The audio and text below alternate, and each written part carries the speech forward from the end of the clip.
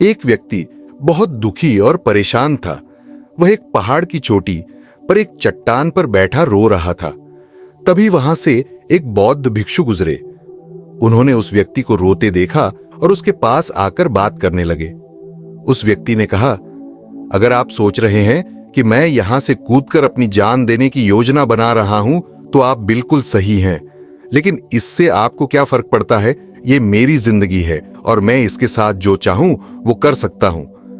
बौद्ध भिक्षु ने कहा, अगर आप अभी भी कुछ करने में हिचकिचा रहे हैं तो यहां रोने से क्या फायदा? यह सुनकर वह व्यक्ति और गुस्से में आ गया और बोला, देखिए महाराज, जो मैं यहां करने आया हूं वो मैं करूंगा, लेकिन आपकी दखलंदाजी की कोई जरूरत नहीं है। इतना कहकर वह व्यक्ति और जोर जोर से रोने लगा। फिर बौद्ध भिक्षु ने उससे पूछा, अच्छा मुझे बताओ, क्या तुमने सब कुछ पीछे छोड़ दिया है?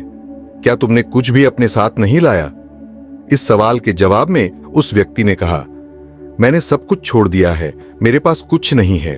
अगर मेरे पास खोने के लिए कुछ होता तो मैं जिंदा रहकर क्या करता? यह सुनकर बौद्ध भिक्षु ने कहा, अगर ऐसा है तो तुम अपने सिर पर यह बोझ क्यों ढो रहे हो? बौद्ध भिक्षु की बात सुनकर वह व्यक्ति हैरान रह गया और पूछा, मैं कौन सा बोझ ढो रहा हूं? मेरे हाथ खाली हैं और मेरे पास कुछ नहीं है। तभी बौद्ध भिक्षु ने कहा, यहां तक कि तुम्हारी सांसें भी सही से नहीं चल रही हैं। तुम इस दुनिया से जाने के लिए यहां आए हो और रो रहे हो। जिसके पास खोने के लिए कुछ नहीं होता वो ऐसे काम कभी नहीं करता, वो रोता नहीं है। यह सुनकर वह व्यक्ति और भी ज्यादा गुस्से में आ गया और बौद्ध भिक्षु से पूछा, आपका क्या मतलब है? आप ये क्यों कह रहे हैं?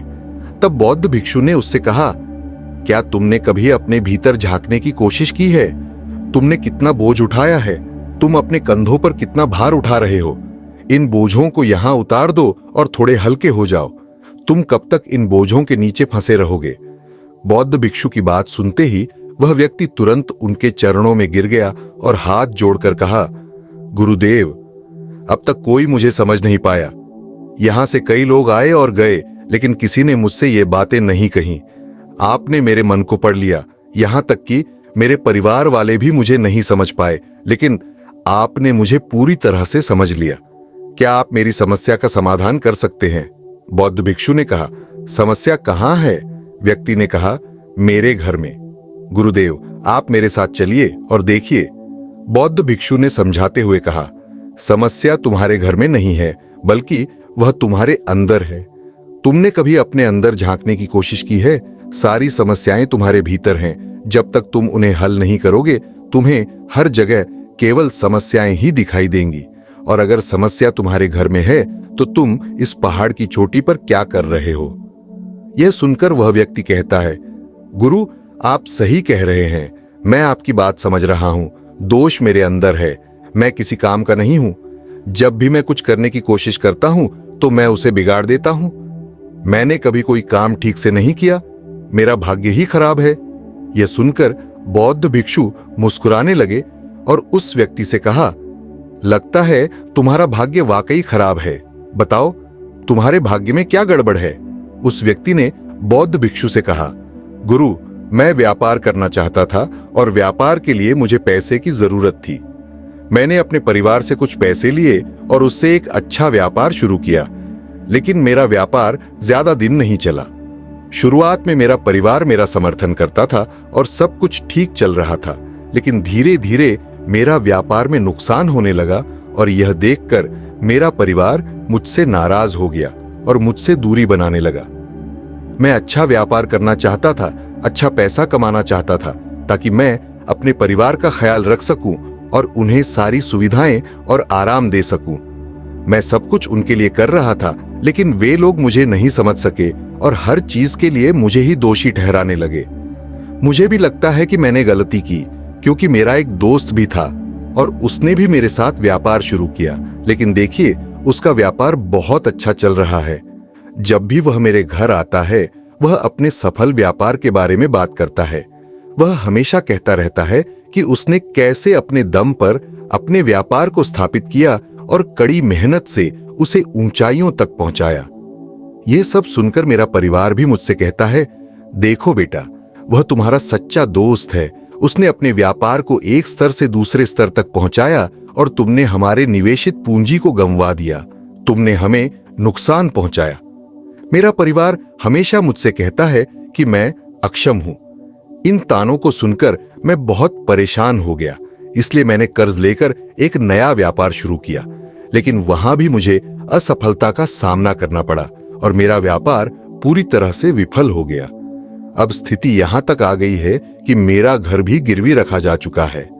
अब आप ही बताइए, मैं क्या करूं? तब बौद्ध भिक्षु ने उस व्यक्ति से कहा, तुम्हें पता है कि तुम्हारा दोस्त तुम्हारे पास क्यों आता था? उस व्यक्ति ने कहा, हां, मुझे अच्छी तरह पता है। वह मुझे मेरे परिवार के सामने नीचा दिखाने के लिए आता था।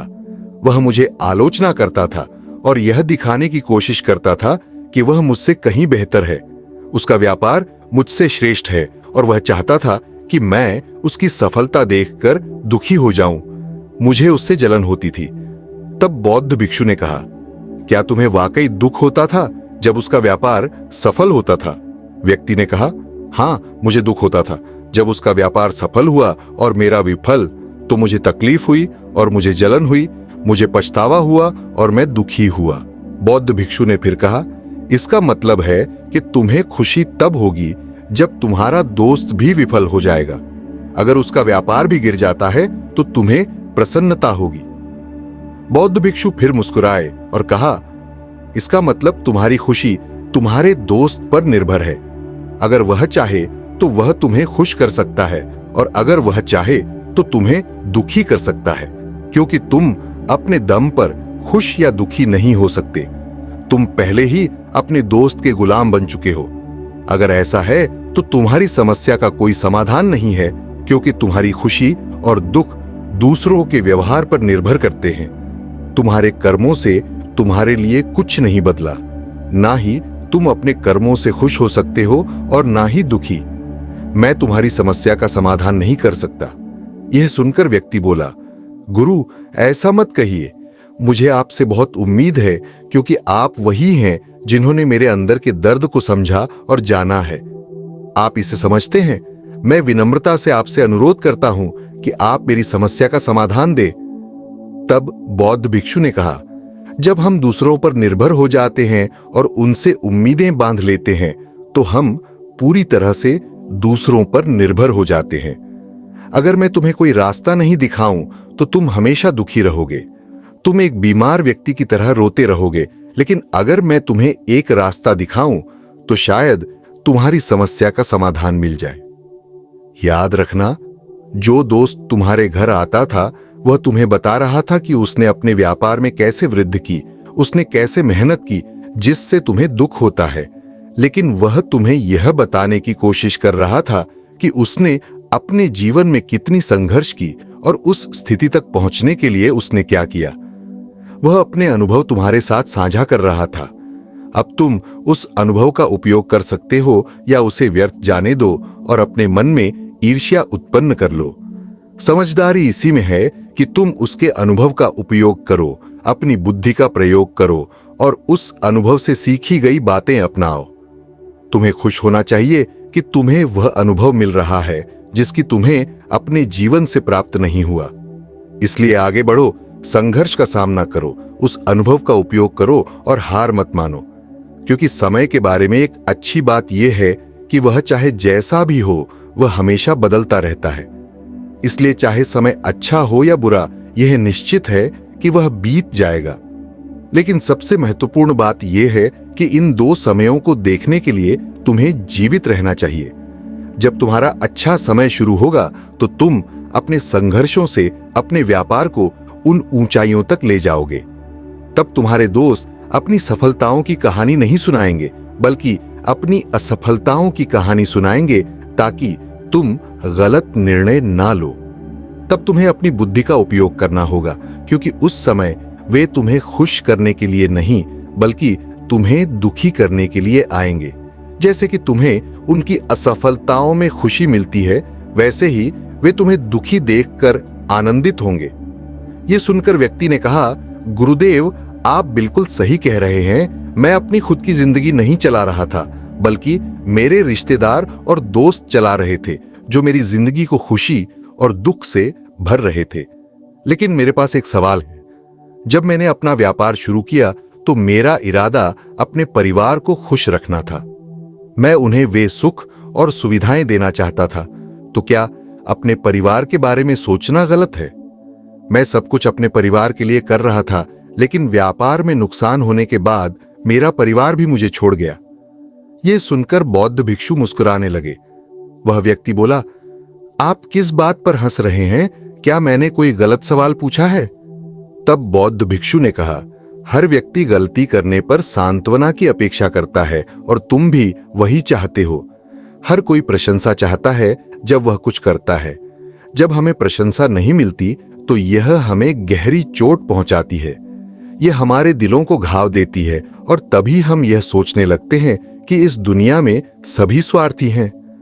हर कोई अपने फायदे के लिए जीतता है, हर कोई अपने स्वार्थ के लिए काम करता है और हर कोई हमारे साथ अपने उद्देश्यों के लिए रहता है। लेकिन अगर तुम किसी को अपना परिवार मानते हो और अपने परिवार के लिए कुछ करना चाहते हो, तो तुम्हें ऐसा क्यों लगता है कि तुम दूसरों के लिए कर रहे हो? तुम इसे अपने लिए कर रहे हो। अगर तुम सोचते हो कि तुम इसे दूसरों के लिए कर रहे हो, तो तुम अपने जीवन में हमेशा दुखी रहोगे। लेकिन जब तुम यह समझ जाओगे कि तुम इसे अपने लिए कर रहे हो, तो तुम एक अजीब सी खुशी महसूस करोगे और तुम हमेशा संतुष्ट रहोगे। जब तक तुम अपने कार्यों को बेहतर और उत्कृष्ट बनाने के लिए काम करते रहोगे, तब तक तुम्हें किसी की सांत्वना की जरूरत नहीं होगी। यह सुनकर व्यक्ति ने कहा, गुरुदेव, अब मैं आपकी बात समझ गया हूं। अब तक मेरा भाग्य दूसरों के हाथों में था, जो अपनी इच्छा से उसे खुशी या दुख के रंगों से रंगते थे। लेकिन अब मैं अपने भाग्य को अपने हाथों में रखूंगा। चाहे वह अच्छा हो या बुरा, मैं हार नहीं मानूंगा। अंत में उस व्यक्ति ने बौद्ध भिक्षु से कहा, गुरुदेव, मैंने आपकी सभी बातें समझ ली, लेकिन क्या आप मुझे कुछ ऐसा दे सकते हैं जो मेरे जीवन के सबसे बुरे समय में मेरा साथ दे सके? यह सुनकर बौद्ध भिक्षु ने उस व्यक्ति को एक छोटा सा डिब्बा दिया और कहा, यह मेरे लिए बहुत महत्वपूर्ण है और तुम्हें इसे अपने पास रखना चाहिए। इसमें एक ऐसा रहस्य है जो तुम्हें सबसे बड़े दुखों से मुक्त कर सकता है, जो तुम्हें सबसे बड़ी विपत्तियों से बचा सकता है। तुम्हें इसे तभी खोलना चाहिए जब तुम्हें लगे कि अब कोई रास्ता नहीं बचा है, जब तुम्हें लगे कि सब कुछ बेकार है, मैंने जो कहा वो भी बेकार है, ये दुनिया भी बेकार है, यहां तक कि जीना भी बेकार है। ये कहकर बौद्ध भिक्षु ने उस डिब्बे को उस व्यक्ति के हवाले कर दिया और फिर चले गए। वह व्यक्ति डिब्बा घर ले गया और एक नया व्यापार शुरू किया। इस बार उसने अपने व्यापार में हार नहीं मानी और उसका व्यापार फलने फूलने लगा। उसके सफल व्यापार के कारण उसका परिवार भी वापस उसके पास आ गया। अब उसने सभी सुख सुविधाएं प्राप्त कर ली थीं। अब वह अतीत पर रोता नहीं था, न ही भविष्य की चिंता करता था। वह अपने वर्तमान को और बेहतर बनाने पर ध्यान केंद्रित करता था। लेकिन समय हमेशा बदलता रहता है। जैसे बुरे समय हमेशा नहीं रहते, वैसे ही अच्छे समय भी नहीं रहते। एक बार फिर उसके जीवन में एक अच्छा दौर समाप्त हो गया।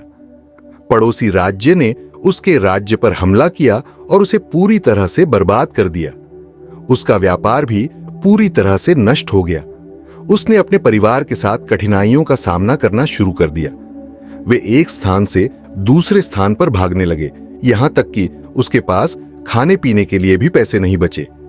भूख के कारण उसके माता पिता की मृत्यु हो गई, लेकिन वह अपनी पत्नी और 2 छोटे भाइयों के साथ भटकता रहा, जो बीमार भी थे और उनके इलाज के लिए उसके पास पैसे नहीं थे।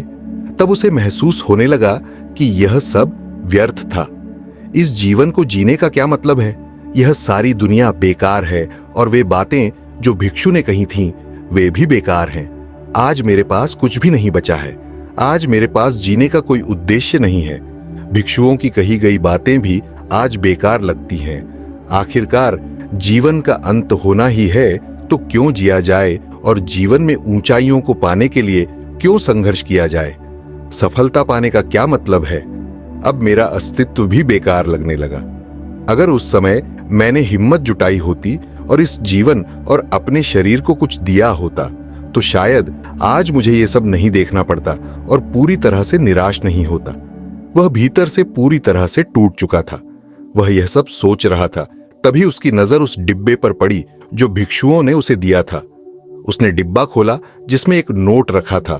उस नोट में लिखा था, तुम्हारी नई जिंदगी की शुरुआत कहीं से भी हो सकती है, चाहे तुम्हारे पास सोने का सिक्का हो या न हो, लेकिन अगर तुम्हारे पास हिम्मत है तो तुम कुछ जरूर करोगे। इस नोट को पढ़कर उसके दिल में फिर से आशा की किरण जगी और उसने जीवन में फिर से उन ऊंचाइयों को पाने की हिम्मत जुटा ली। इस कहानी से हम कह सकते हैं, जिंदगी लंबी नहीं, बड़ी होनी चाहिए।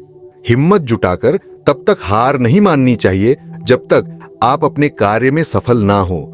लाइफ में उतार चढ़ाव आते रहेंगे, बिजनेस में लॉस प्रॉफिट होता रहेगा, पर इसी का नाम जिंदगी है। दोस्तों, अगर आपको यह कहानी प्रेरणादायक लगी हो तो इस वीडियो को शेयर करें और लाइक जरूर करें।